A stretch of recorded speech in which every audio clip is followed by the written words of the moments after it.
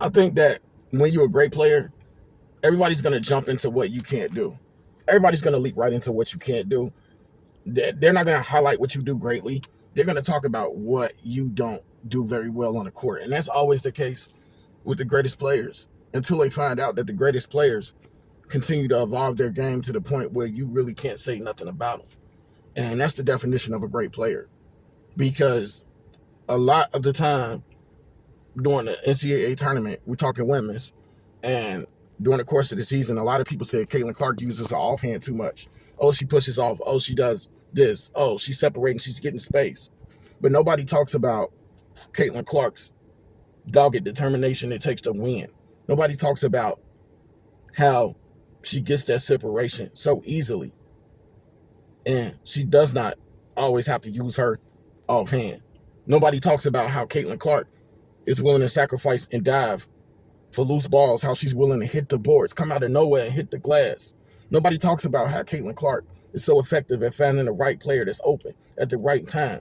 Nobody talks about how she fills passing lanes correctly. Nobody talks about how she puts the team on her back when we're going through struggling moments to score through laps. Nobody talks about that. Everybody just says what she can't do, which is a sign and an evolution of a hater. You're only talking about what she can't do, which, and honestly, there's nothing to me that she can't do on the court. Clark is agile, clutch, can play multiple positions, whether you know it or not. There's so much that Caitlin is yet to be unleashed. And during the season, you guys are going to see that. So to talk about what she can't do or what she is doing about pushing off, I just feel like it's very petty because a lot of players push off, whether you know it or not. A lot of players get physical trying to get separation, whether you know it or not. Now, does she have room for growth? Everybody does. Of course she does. But the truth of the matter is that I just can't stand the hate. I really can't. I can't sometimes. And it's more than just being a Iowa Hawkeyes fan and a Caitlin Clark fan. It's about people just putting some respect where it should be, especially as it pertains to a player that stat-wise has goated.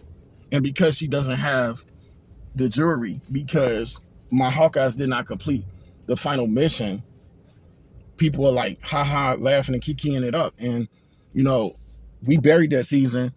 We kind of put that behind us, but it's always going to be a special season no matter what. So when looking back to it, remember the special times about the season and hold on to that.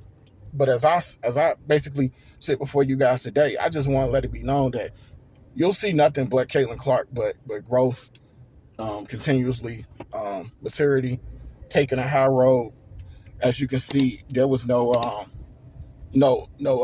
dust up that happened in the championship game. There was nothing like that. Caitlin just pretty much took the high road as always. And I don't knock LSU, and I love Haley Van Lith, so it's kind of hard for me to go against her. But make no mistake, I will be rooting for Haley, but I'm not going to be rooting for LSU. But that's no disrespect to Haley because I love Haley Van Lith and Angel Reese as well. I do. But my biggest issue is I just don't truly like the fact that on this team, you got all of these players stacked and loaded, and they did this to basically try to stop Caitlin Clark in my estimation and in my opinion. Like, you truly loaded this team for what other reason? Like, Haley came to LSU, of course, to try to win a championship. But why? She couldn't get past Caitlin Clark. She can't do it by herself. Angel Reese has been proven to do that. So this video wasn't even supposed to be about that. It really wasn't. This video was just supposed to be about me, mentioning how a lot of people, because it really felt that way. I'm just gonna put it out there. It really felt that way because, a couple of times I was in some groups that was just really, really popping off with, Iowa detractors, Caitlin Clark detractors, just a whole lot of hatred. And I don't understand it because these same people were like cheering for her until they bumped up against LSU. And I'll never, ever understand that. But getting back to the main subject so I can close this video out, you guys are going to see that Caitlin Clark is everything that she says she is. Everything, a bag of potato chips and french fries to go with that. Because at the end of the day, you are looking at a player that is just on a whole nother form, a whole nother level of success, and she's driven.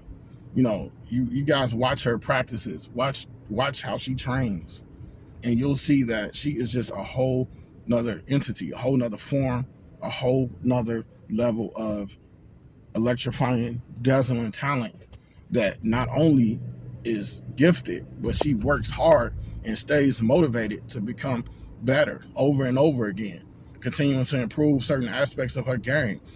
And so I look at Caitlin Clark as not only being an outstanding free throw shooter, outstanding three-point shooter, just an excellent leader that's only going to grow in terms of leadership as this team, essentially will revolve around her, Kate, and Gabby. But make no mistake about it, this women's game of basketball is truly feels like it's becoming beloved. And I think that reason is because you have players like Caitlin Clark that are taking the game so seriously and playing the game so competitively. And I love Caitlin for that, because so many people don't even know what women's college basketball is, but they know that Caitlin Clark is the truth. And with that being said, guys, I'm out. Peace.